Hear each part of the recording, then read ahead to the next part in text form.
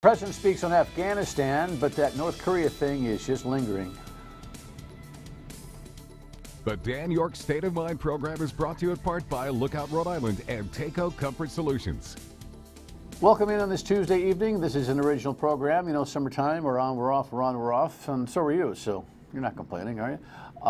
But it's coming to an end. The cycles move around. Everybody okay? Their eyesight okay? You didn't look, did you? It's amazing. They say don't look, and you go, well, can I cheat? You know, and I was at Saratoga yesterday with the family at the racetrack, and everyone was supposed to look down. No one was looking down. Everyone was just kind of like, you know, and of course Donald Trump, no glasses. That's kind of par for the course. Hey, listen, he spoke on Afghanistan yesterday and or last night, and a lot of people think it was one of his more calming efforts. As we speak this evening, he is planning on a Phoenix rally, and who knows what's going to happen there, pardons or whatever other rhetoric will occur. We'll talk about that tomorrow, obviously. In the meantime, our guest this evening is here to talk about North Korea. We will touch on Afghanistan a little bit later on.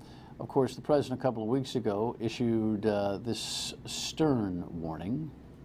They will be met with fire, fury, and frankly power, the likes of which this world has never seen before. Honestly, I thought at the time it was way over the top. I still believe that is the case, but of course the president would tell me to pound sand, because even after thinking about it for a week, he was asked whether he would revisit those words. Well, I don't think they mean that, and I think it's the first time they've heard it like they heard it. And frankly, the people that were questioning that statement, was it too tough? Maybe it wasn't tough enough. They've been doing this to our country for a long time, for many years. And it's about time that somebody stuck up for the people of this country and for the people of other countries. So, if anything, maybe that statement wasn't tough enough. Well, Professor Terence Roehrig is here back from the Naval War College. He's an expert on North Korea. And the last time he was here, he gave us a great essay on, you know, the history. I don't think we got a lot of time on history because this has become very complicated. Welcome back. Nice to have you. Thank you. Thanks to be here. We last left a conversation on North Korea in kind of a, you know, scene-setting type of way, and you described some of the motives and the realities surrounding Kim Jong-un and what he thinks and what he might do. But since then, the whole thing is jacked up considerably. You know, missile testing and threats to Guam and fire and fury and all of that. Give me your executive summary on what's going on, then we'll dig a little bit deeper. Well, you had a very clear ratcheting up of tension as there was a war of words, and I think it was largely confined to words at this particular point. You're starting to see the tensions pull back a bit. I think we have pulled back a bit in our rhetoric. The North Koreans have said, in regards to the Guam statement that they made, that they will wait and see what the United States' actions are before they make any decisions. That may have been their position all along. The key thing is there are exercises that have just started up this week, and that's always been a time when North Korea may launch a rocket or two into the sea as a sign of protest. South Korea is active. Did I say South? I meant North. Well, North, but no, I'm saying the South Korea is got some drills going on this week. Oh, sure. As well, right? I mean, the exercises this week are what are called command post exercises, which means they don't actually involve a lot of forces that move around. It's mainly within headquarters and on computer simulations and such. But the South Koreans also exercise on their own, and that's going on too. All right, so let's go backwards. The fire and fury, what was your immediate reaction to that? Well, I was not supportive of language that went that far. I mean, I think that ratcheted up tensions far beyond what they needed to be. Did that perhaps get Kim Jong-un's attention? Maybe. But again, I think it unnecessarily disturbed what was going on at the time. I think it also rattled our allies a great deal as to what we might be willing to do. But again, I think a lot of things were said, and it was pretty clear the United States was not going to follow through on what was said. And so why make those kinds of threats when they really aren't going to likely be carried through anyway. Well, it's interesting because here we sit now 3 weeks later, and most folks who are ambivalent and or who ardently support the president, think, you know, he kind of walks on water, will look at us two and say, yeah, see, you're making, you know, things have calmed a little bit. Kim Jong-un has, you know, threatened Guam and kind of pulled it back. It worked. You guys won't admit that. But it's not about 2 and 3 weeks. It's about credibility, allies, relationships, all sorts of moving parts, and that kind of rhetoric jolts people real time, which Sure. means when it happens again, it will jolt people real time, right? And the fundamental problem is still there. North Korea has a nuclear capability. It's not going to give up those nuclear weapons short of a regime change operation, which is not going to happen. And so as we have these periodic bouts of crises, I think that's when the danger arises, because I think North Korea can be deterred, and I think ultimately that's what we're going to have to rely on. But it's when we get in these crisis situations that now there are things that are on the table that it's uncertain how leaders will act. Well, in what those defines types a of crisis? situations. How many missile tests? It's kind of like, you know, how many 90-degree days define a heat wave, right? How many Sure. missile tests define a crisis? Well, there's no precise amount, of course. It is partly about how leaders set different parameters and if they draw red lines and those sorts of things, and if an adversary walks up to those items. Another interesting element happened a few days ago when the South Korean president surprisingly said his red line was when North Korea can put a nuclear warhead on a ballistic missile to reach the United States. That's interesting. I don't think he really meant that per se, but that's, I think, how you set these red lines, and then it's a matter of how leaders react to those kinds of things. There certainly are there's no precise formula for how these things happen. This notion of red line, Barack Obama set one in Syria, and that kind of went by the boards. While President Trump certainly didn't set a red line, he more or less said, you know what, we'll blow you to bits, paraphrase, right? So fire and fury, whether that was a nuclear intent in his mind or whether that was just, you know, an incredible traditional military surge of some kind, or a hybrid of the two, you know, missiles from a naval facility, whatever. I think the general public and the world at large is starting to grow weary of this is it, because this is it don't seem to stick. Sure. Right? And I think you have that sentiment in South Korea, as we often get spun up in the United States about various events. For many South Koreans, they've lived with this for years and have often taken some of these things more in stride. But I think what's interesting is you go back to January, on January 1st, when Kim Jong-un gave his New Year's address, he made a statement about North Korea being prepared to test a nuclear-tipped ICBM, and President Trump came out with a tweet, not going to happen. Well, what does that mean? That's a red line. How are you going to prevent that from happening? I think that's very difficult at this stage to do that without risking a war on the Korean Peninsula, and no one wants that. I mean, you've had a number of others in the administration walk back and say, we want a diplomatic solution. There is no military answer. But certainly if North Korea uses nuclear force first, then the United States will respond, most certainly. Well, let's talk about that, Kev, that American Spectator headline, if you can. It's a little bit down on my list here, but could you pop that up with that little graphic and the quotation to see if the folks can find that? Because it's timely in this conversation. Steve Bannon, on his way out, or this article, I guess, caused him to be on his way out, the chief strategist for the Trump administration, who now is back to Breitbart, which I think gets entirely too much attention from the mainstream media now. But one of the things he said in this quote, more or less, is that Korea's got us.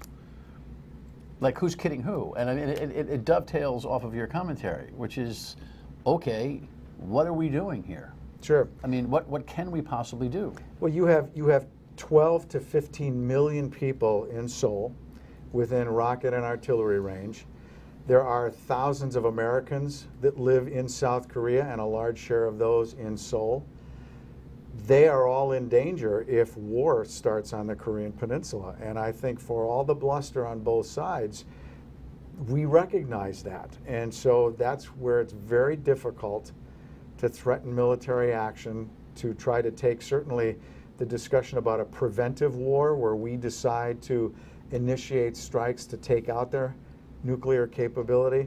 Very, very dangerous to do that. And you are rolling some big dice with a lot of very serious consequences. All right, we'll come back and talk about whether we accept North Korea's nuclear capability and kind of reset the conversation. In the meantime, I just want to remind you that if you've got some interest in consolidating your entire life on your phone, and who doesn't these days, Card Valet is an application that Navigant Credit Union encourages you to download. Become a member of Navigant Credit Union simply by opening up an account, and then everything that is your banking life can be right there in the palm of your hand with this new app, Card Valet from Navigant Credit Union. Member NCUA, navigantcu.org. Check it out. Be right back.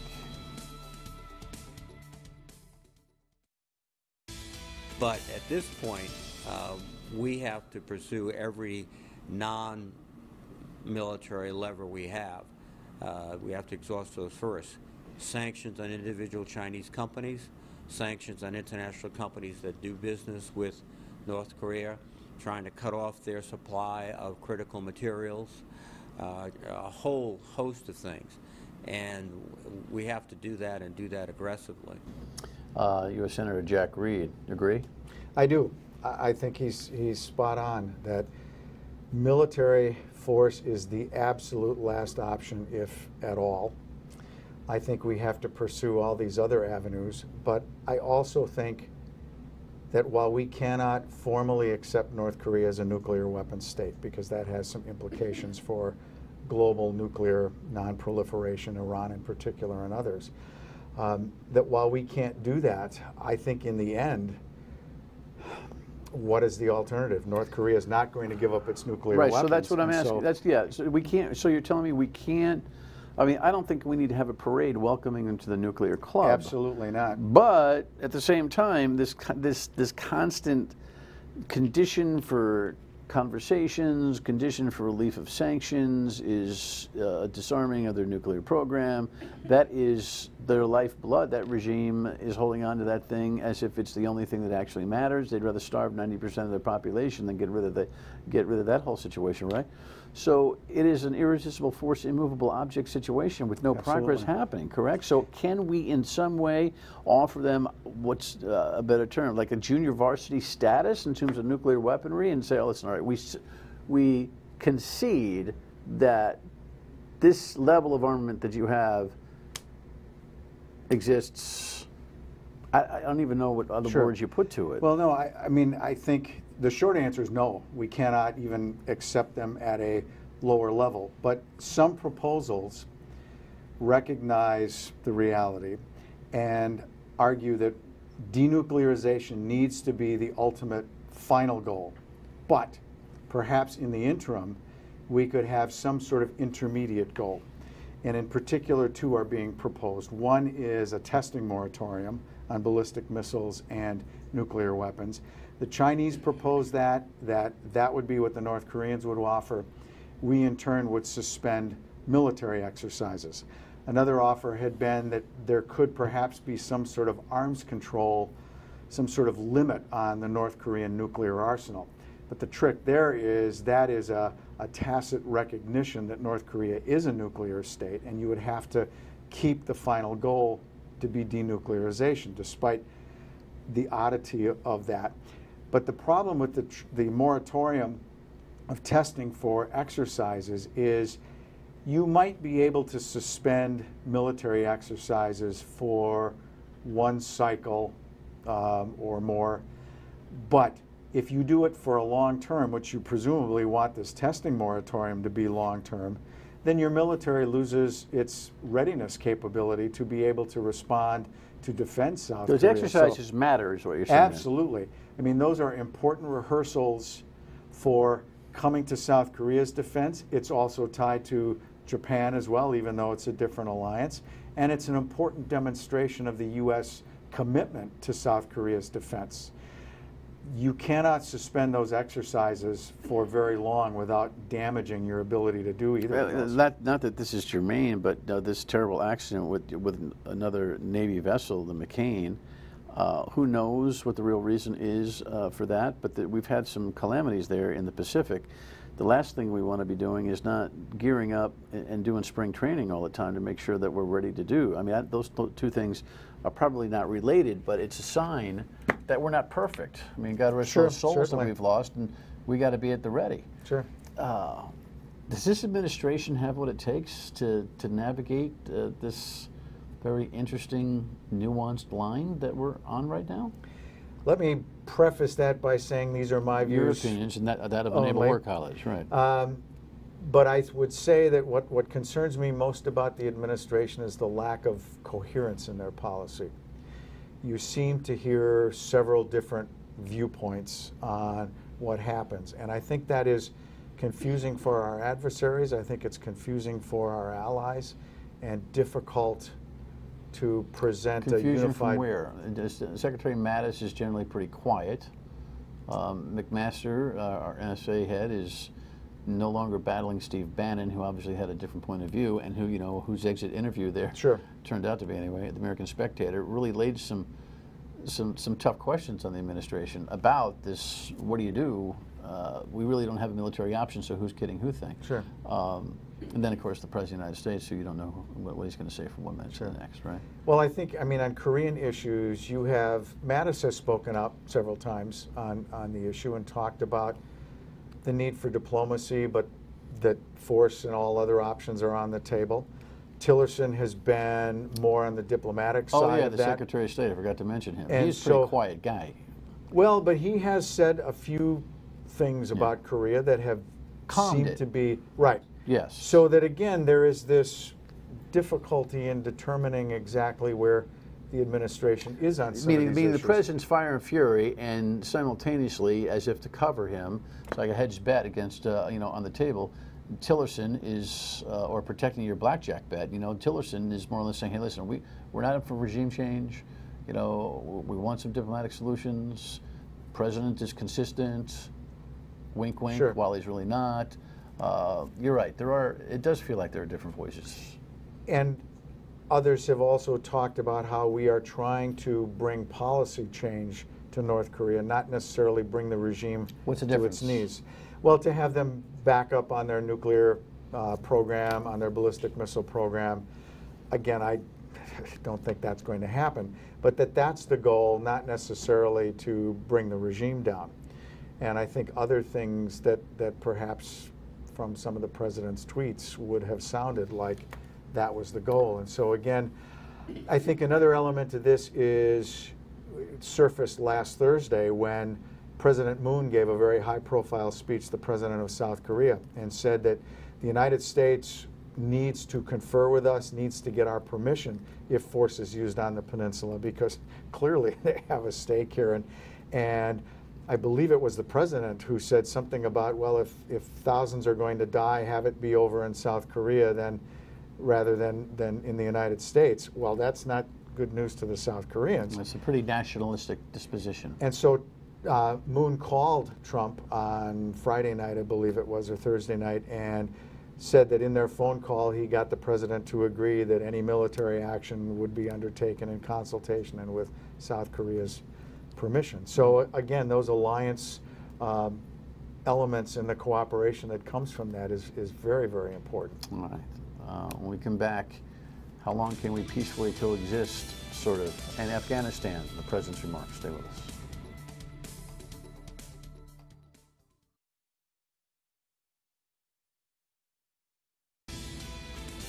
All right, so, Professor, to summarize, oh, by the way, throw up the Cicilline headline if you can real quick, Kevin.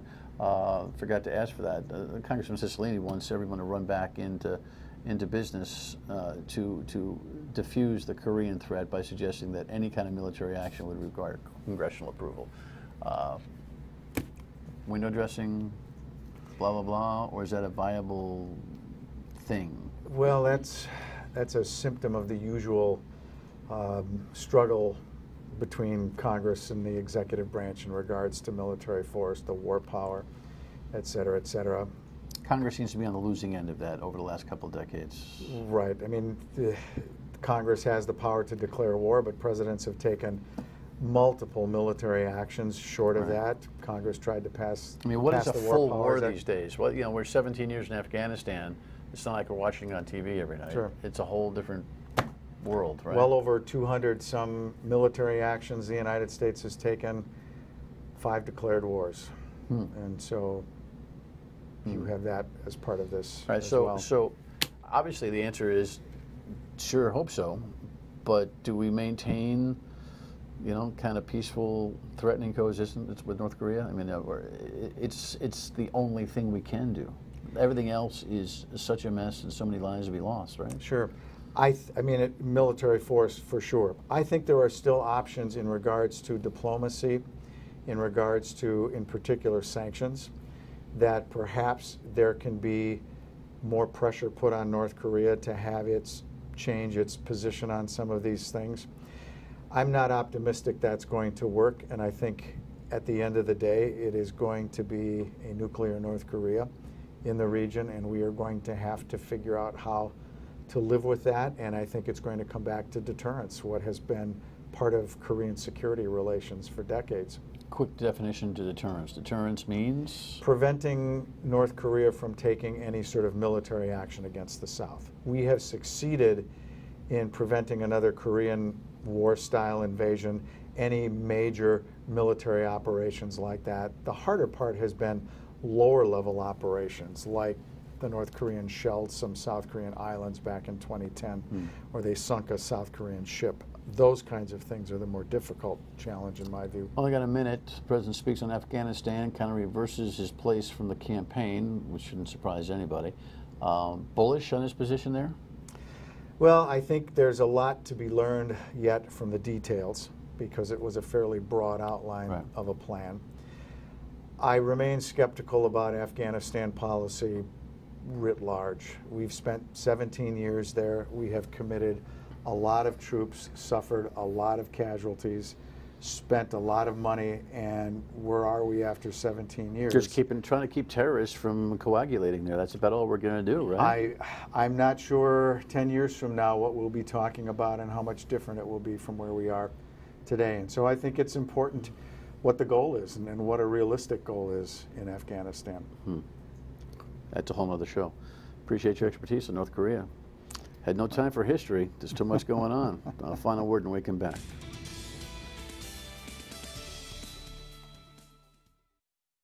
Tonight we'll catch up with Ted Nesi and Tim White on all things here, Rhode Island. The former Speaker of the House is now out of jail, but still detained in a halfway house in Pawtucket. That and a whole lot more. So we'll be on that tomorrow night. Don't forget, 3 to 6 weekdays on WPRO. Looking forward to talking with you on the telephone lines. This North Korean thing is a real puzzle, no doubt. I'm sure we'll have some things to say about the president's trip to Arizona tomorrow as well. Lots on the summer agenda. Have a great night. Thanks.